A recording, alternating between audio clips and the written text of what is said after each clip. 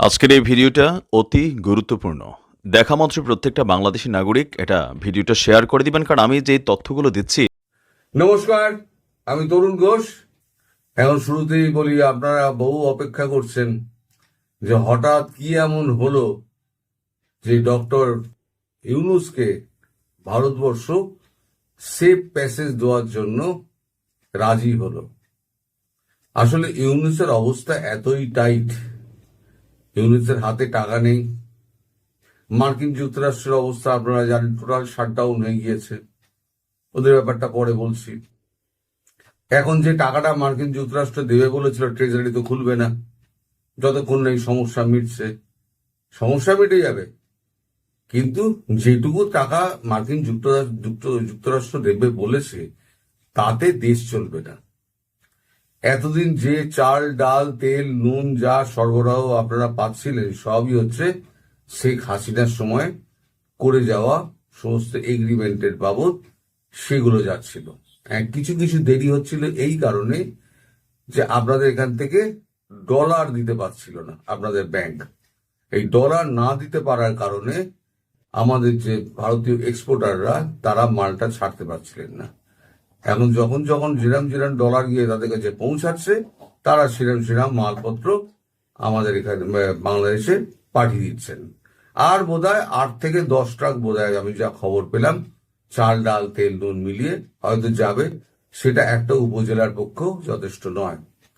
এবার আপনাদের কাছে একটা মূল্য ঝুলিয়ে রেখে দেওয়া হয়েছে, সেটা হচ্ছে পার্শ্ববর্তী দেশ নাকি হঠাৎ বারণ করেছে, তারা চাল দেবে না। চাল দেবে না এটা আমি বলেছিলাম 3 মাস আগে, কাগজপত্র দেখিয়ে। আপনাদের কাগজপত্র দেখালেও তো আপনারা বলেন সেসব ভুয়া।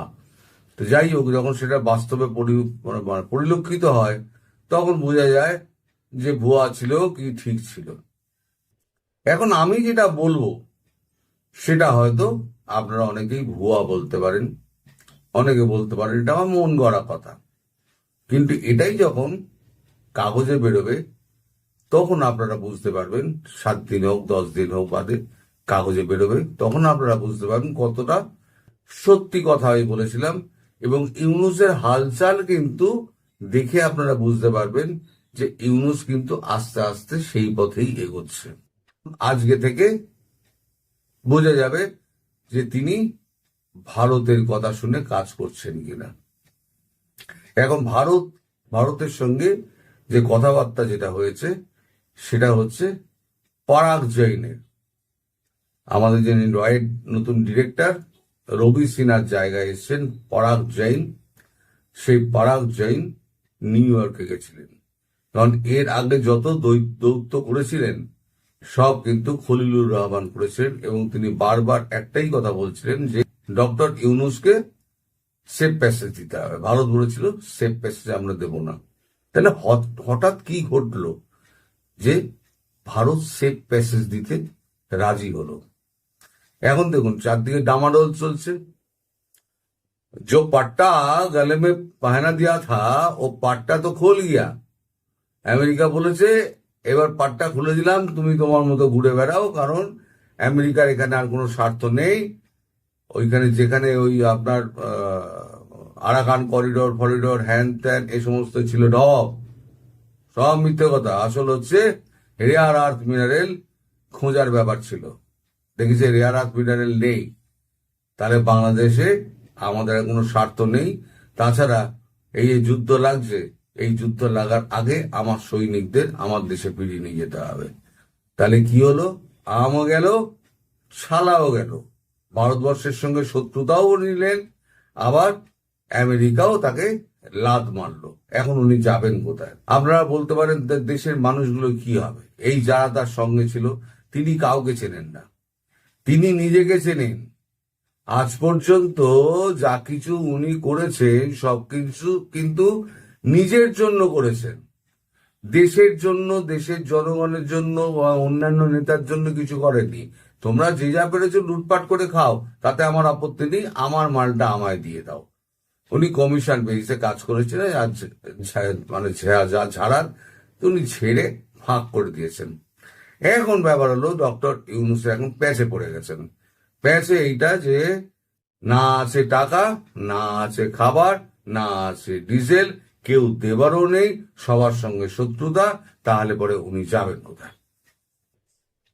উনি আমেরিকায় গেছিলেন, গিয়ে উনি আমেরিকার সিআইএ এবং আমেরিকার সরকারের সঙ্গে নানান রকম কথাবার্তা বলেছেন। কথাবার্তা বলে যদি একবার ট্রাম্পের সঙ্গে দেখা করা যায় সেই সুবিধাও উনি চেয়েছিলেন, কিন্তু ট্রাম্প দেখেছে এই মুহূর্তে, যদি এটা আমি আগেও বলেছিলাম, ট্রাম্প দেখেছে এই মুহূর্তে যদি আমি ডক্টর ইউনূসের সঙ্গে দেখা করি তাহলে ব্যাপারটা আরো বিগড়ে যাবে, ভারতের সঙ্গে যে অবস্থা হয়ে রয়েছে আরো বিগড়ে যাবে। আর ট্রাম্প অত বোকা নয়, যতটা আমরা পাগলা আর বোকা মনে করি ততটা ট্রাম্প বোকা নয়। ট্রাম্প কিন্তু যথেষ্ট বুদ্ধিমান। তিনি বলেছেন যে আমি ওই দেখা টাকা করবো না, ওই মূর্তি মূর্তি আছে ওখানে গিয়ে ছবি টবি তুলে নিই। বিভিন্ন রাষ্ট্রের ছোটখাটো রাষ্ট্রনেতা যারা আছে সব ওখানে গিয়ে ছবি তুলেছে, আর যারা বড় বড় রাষ্ট্রনেতা আছে তারা ওনার সঙ্গে গিয়ে হ্যান্ডশেক ফ্যান্ডশেক করে ওনার সঙ্গে আলাদা আলাদা করে ছবি তুলেছে। এখন ডক্টর ইউনূস তো ওখানে কোনো তাল গলাতে পারলেন না, তাহলে বাকি কি রইলো? বাকি এবার রইলো হচ্ছে ভারতের সঙ্গে একটা সমঝোতা করো। ভারত এই সুযোগটাই খুঁজছিল যে ও প্যাচে পড়ুক, ওর গলায় ফাঁসটা পড়ুক, ফাঁসটা যখন টাইট হবে তখন আমরা ওকে ধরবো। এবার ও যেটা বরাবর চেয়ে আসছিল ওই আমাদের খলিলুর রহমান মারফত, যে আমাকে সেফ প্যাসেজ দেওয়া হোক, তখন ভারত একটা শর্ত দিল।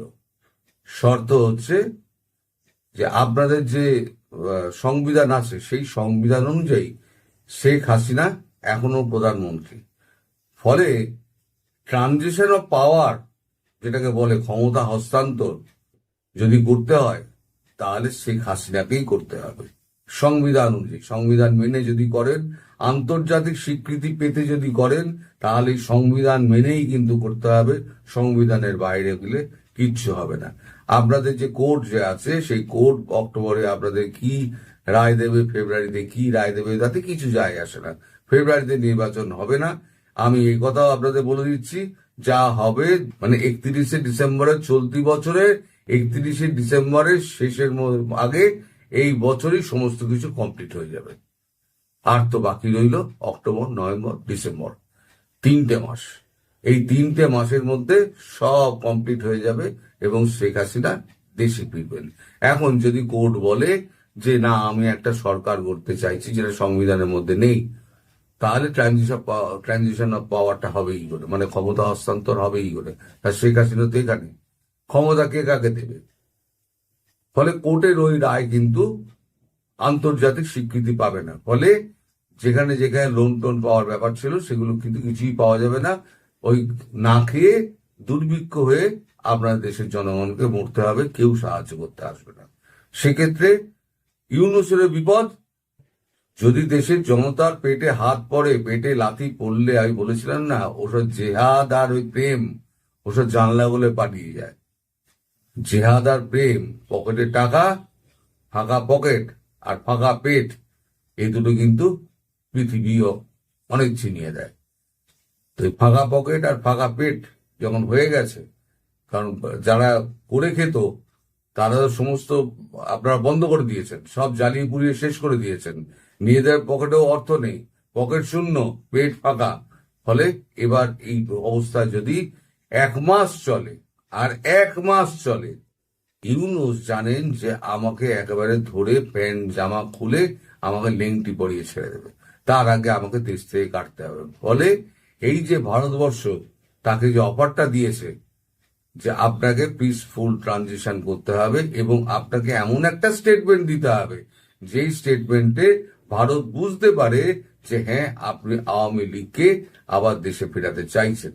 তাই চাপে পড়ে ডক্টর ইউনূস কথার ফাঁকে উনি বলে দিয়েছেন আওয়ামী লীগকে নিষিদ্ধ করার তো কিছু নেই, যখন তখন ফিরে আসতে পারে। ওটা একটা স্টেটমেন্ট ভারতকে শোনানোর জন্য যে তোমরা যেটা বলেছিলে আমি সেই কাজটা করে দিলাম, এবার আমাকে সেফ প্যাসেজটা দাও। এবার কি করে কি হবে আগামী 3 মাসের মধ্যে সেইটা ঠিক হবে।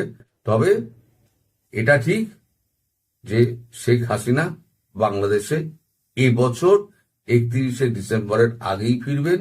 আপনারা বলতে পারেন এর আগে তো আপনি অনেক ডেট দিয়েছেন, তখন আন্তর্জাতিক পরিস্থিতি এক এক সময় এক এক রকম হয়ে যায়।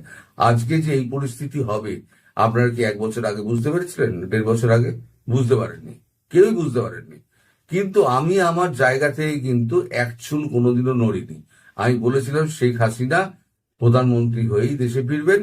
আজও আমি বলছি শেখ হাসিনা প্রধানমন্ত্রী হয়েই দেশে ফিরবেন। আমি আমার বক্তব্য থেকে এক চুলও নড়িনি। আপনারা হাজার গালাগাল করেছেন, অনেক গুজববাজ বলেছেন, অনেক ঠকবাজ বলেছেন, আজও বলবেন, তাতে আমার কেউ যায় আসে না। কিন্তু আলটিমেটলি সূর্যোদয় হবে এবং শেখ হাসিনা প্রধানমন্ত্রী হিসেবে এই দেশে ফিরবেন, মানে বাংলাদেশে ফিরবেন।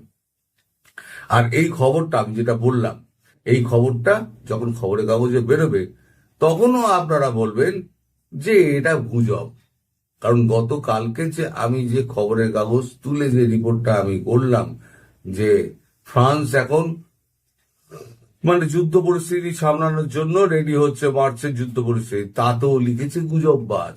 এখন আমেরিকার কথা বলছিলাম, আমেরিকার অবস্থা এখন যেটা হয়েছে, আমেরিকা এখন সমস্ত ট্রেজারিতে তালাচাবি পড়ে গেছে। তালাচাবি এই কারণে পড়েছে, যে কোনো গণতান্ত্রিক রাষ্ট্রে দুটো মানে থাকে, আপনার একটা আমার যেমন আছে লোকসভা আপার লোয়ার হাউস, একটা হচ্ছে আপার হাউস, তেমন আমেরিকাতেও আপার হাউস রয়েছে, লোয়ার হাউস রয়েছে।